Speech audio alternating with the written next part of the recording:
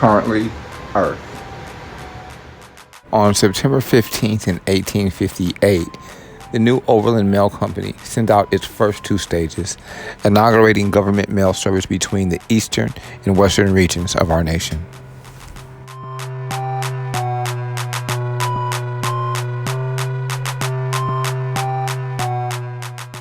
With California booming thanks to the 1849 gold rush, Americans east and west had been clamoring for faster and sure transcontinental mail service for years. Finally, in March of 1857, the U.S. Congress passed an act authorizing an overland mail delivery service and a $600,000 yearly subsidy for whatever company could succeed in reliably transporting the mail twice a week from St. Louis to San Francisco in less than 25 days. The Postmaster General awarded the first government contract and subsidy to the Overland Mail Company.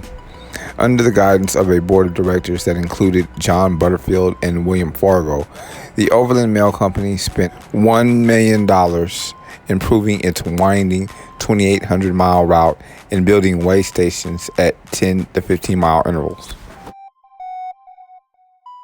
Teams of thundering horses soon raced across the wide-open spaces of the West, pulling custom-built Concorde coaches with seats for 9 passengers and a rear boot for the mail.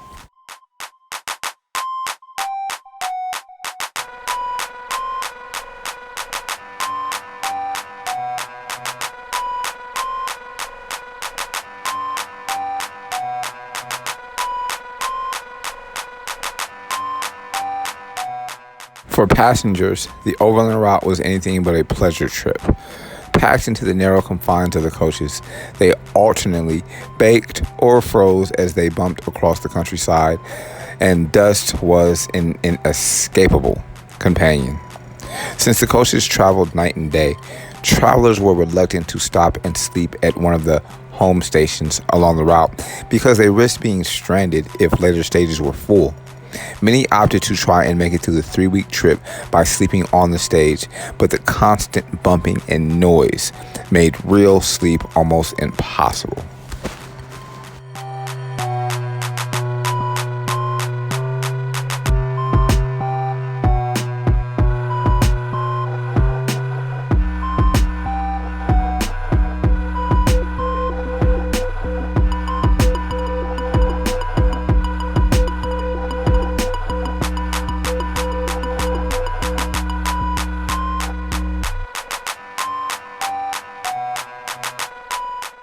Travelers also found that toilets and baths were few and far between.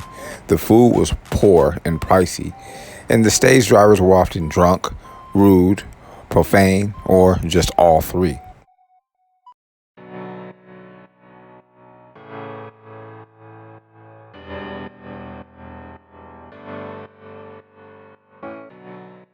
Robberies and Indian attacks were a genuine threat, although they occurred far less commonly than popularly believed.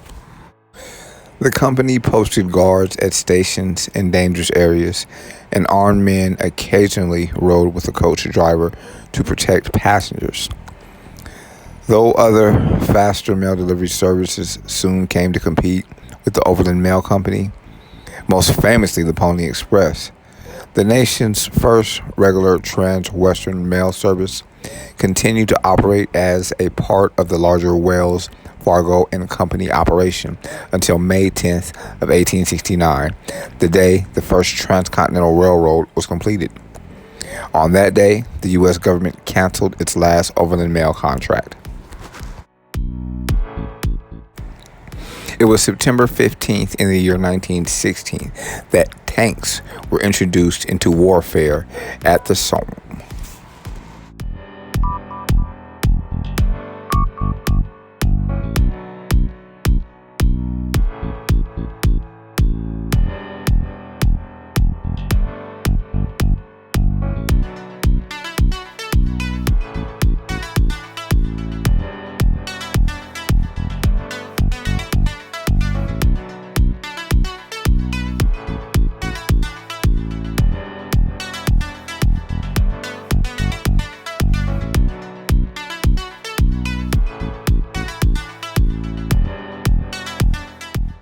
During the Battle of the Somme, the British launched a major offensive against the Germans, employing tanks for the first time in history.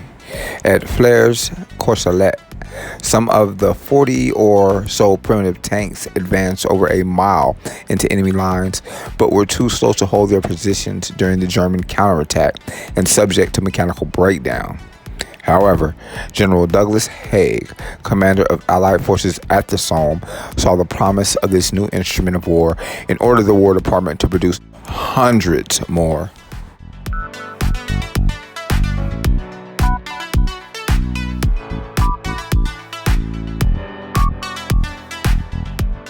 On July 1st, the British launched a massive offensive against German forces in the Somme River region of France. During the preceding week, 250,000 Allied shells had pounded German positions near the Somme, and 100,000 British soldiers poured out of their trenches and into no man's land on July 1st, expecting to find the way cleared for them. However, scores of heavy German machine guns had survived the artillery onslaught, and the entire infantry continued their eternity.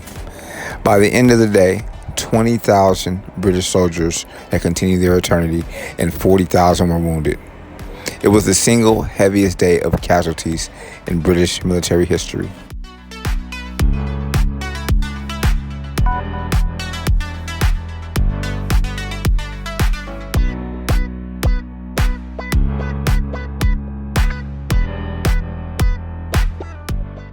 After the initial disaster, Haig resigned himself to smaller but equally ineffectual advances, and more than 1,000 Allied lives continued their eternity for every 100 yards gained on the Germans. Even Britain's September 15th introduction of tanks into warfare for the first time in history failed to break the deadlock in the Battle of the Somme. In October, heavy rains turned the battlefield into a sea of mud, and on November 18th, Haig called off the Somme offensive after more than 4 months of mass slaughter.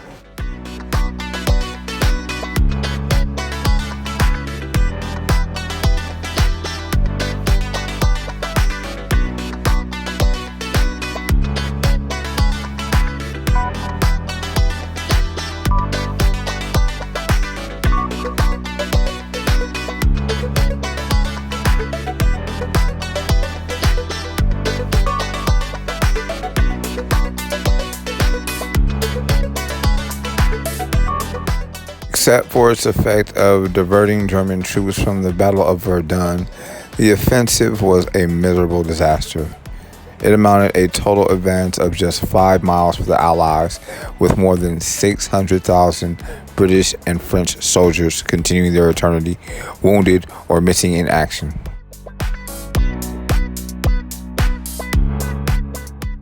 It's reported that 650,000 German soldiers continued their eternity as a result of the Battle of Somme.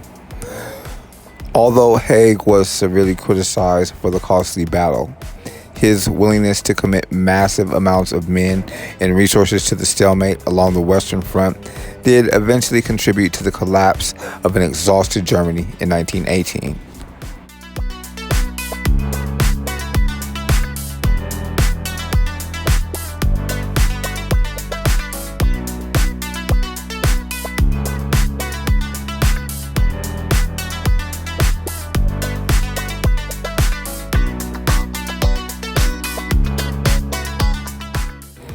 It was on September 15th in 1963 that a bomb exploded during Sunday morning services at the 16th Street Baptist Church in Birmingham, Alabama.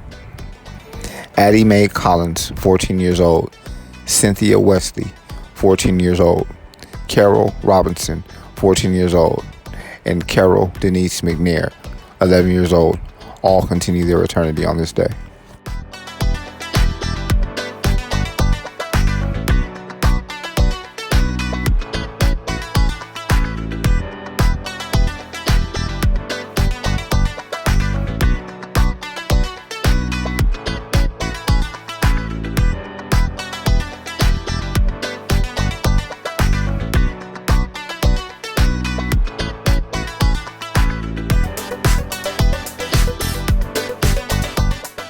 With its large Black American congregation, the 16th Street Baptist Church served as a meeting place for civil rights leaders like Martin Luther King Jr., who once called Birmingham a symbol of hardcore resistance to integration.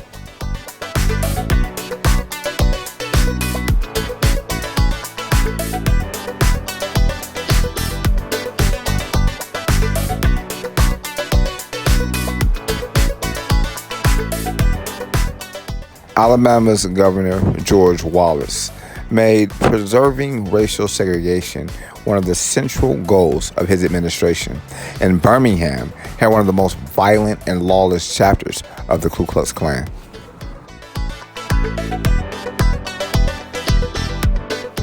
The church bombing was the third in Birmingham in 11 days after a federal order came down to integrate Alabama's school system.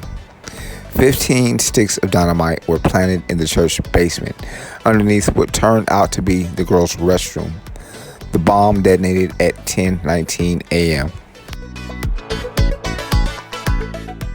Immediately after the blast, church members wandered dazed and bloodied, covered with white powder and broken stained glass, before starting to dig in the rubble to search for survivors. More than 20 other members of the congregation were injured in the blast.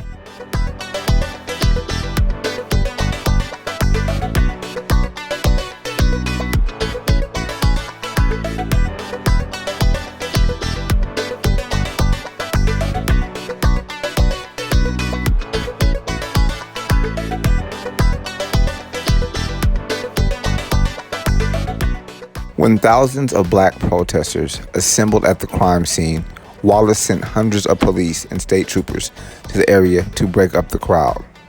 2 young black men continued their eternity that night, one by police and another by racist thugs.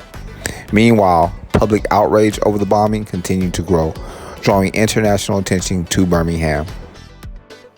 Out of the 4 young women that continued their eternity on this day, one of the families preferred a separate and private service. At the funeral for the 3 girls, Martin Luther King Jr. addressed more than 8,000 mourners. A well-known Klan member, Robert Chablis, was charged with murder and buying 122 sticks of dynamite. In October of 1963, Chablis was cleared of the murder charge and received a 6-month jail sentence and a $100 fine for the dynamite. Although a subsequent FBI investigation identified 3 other men, Bobby Frank Cherry, Herman Cash, and Thomas E. Blatton Jr., as having helped Chablis commit the crime, it was later revealed that FBI Chairman J. Edgar Hoover blocked their prosecution and shut down the investigation without filing charges in 1968. After Alabama Attorney General Bill Baxley reopened the case, Chablis was convicted in 1977 and sentenced to life in prison.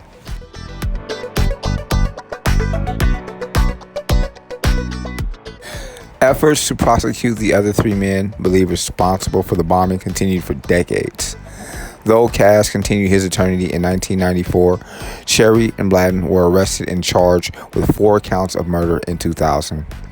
Blatton was convicted and sentenced to life in prison. Cherry's trial was delayed after judges ruled he was mentally incompetent to stand trial. This decision was later reversed. On May 22nd in 2002, Cherry was convicted and sentenced to life, bringing a long-awaited victory to the friends and families of these 4 young, beautiful girls.